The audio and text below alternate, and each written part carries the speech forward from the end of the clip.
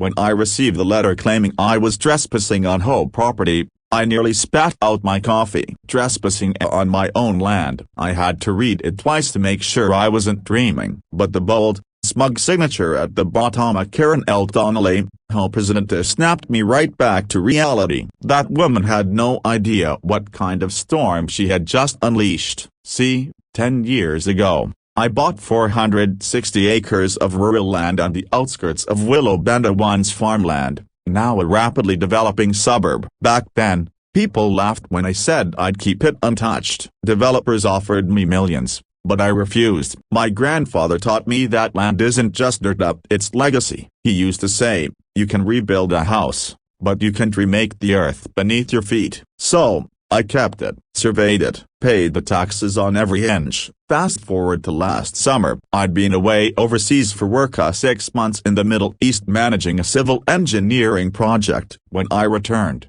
I decided to check on my land before heading home. I drove down the familiar dirt road I'd maintained for years, a broken bar, but it wasn't there anymore. My jaw dropped. The road had been paved over, lined with pristine sidewalks and neatly trimmed hedges. Beyond it stood row after row of freshly painted houses, 98 homes in total, each with proud HOA Community of Brookwood Estates signs at the entrance.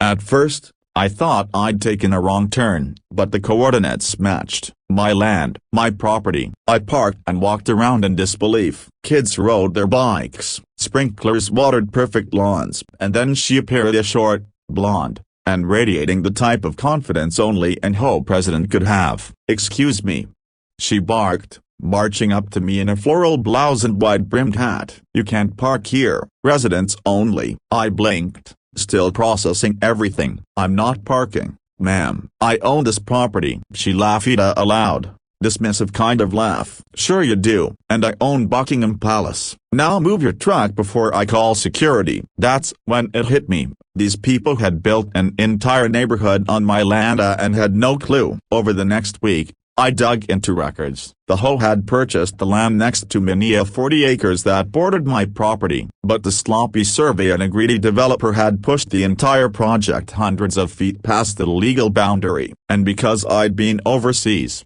no one had contested it. They'd paved roads, poured foundations, even installed utilities all on my acreage. It wasn't just arrogance, it was theft. When I called the developer, he tried to smooth it over. "It's an honest mistake, sir. We can compensate you fairly." "Fairly?" I asked. "You built 98 homes on my land." "Look," he said, his voice dropping, "if this goes to court, you'll ruin a whole community. Families, kids of broken bar homeowners who didn't know any better. Let's just settle quietly." For a moment, I almost agreed, but then I remembered the letter, the one from Karen accusing me of trespassing. That arrogance told me everything I needed to know. So, I hired a legal team quietly. We gathered satellite images, counter records, and GPS coordinates. Every nailed, every fence post, every square inch of concrete. They were all on my deeded property. And when everything was airtight, I filed suit. When the notice hit,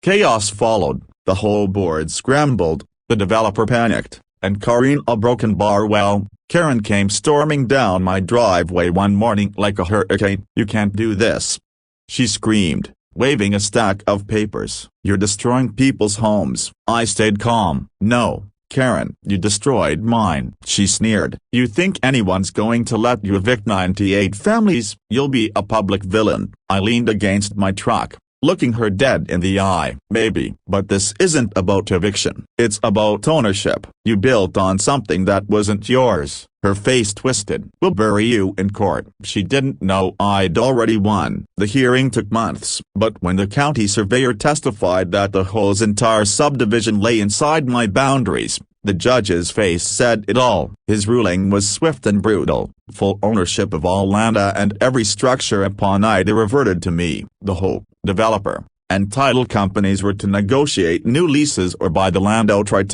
at my price. Karen nearly fainted when she heard the ruling. The developer's lawyers offered me $12 million to keep quiet. I declined. Instead, I restructured the community under my own company, Legacy Holdings, and offered every homeowner a choice: either buy the land under their home at a discounted rate, or rent it long-term directly from me. Most accepted gratefully, except Karen. She refused out of pride, declaring she'd never pay a dime to a man like me. She tried rallying the neighbors, even filing appeals, but none stuck. Eventually, the mortgage company foreclosed on her house when she stopped paying fees. Guess who bought it at auction? I did, for less than the cost of a used truck. The day I walked onto what used to be Karen's living room, she stood across the street, glaring at me as movers hauled her things away. I didn't gloat. I just nodded and said quietly, "Next time, check the deed." She didn't reply. Months passed, and Brookwood Estates settled into peace. The residents saw I wasn't their enemy. I repaired roads,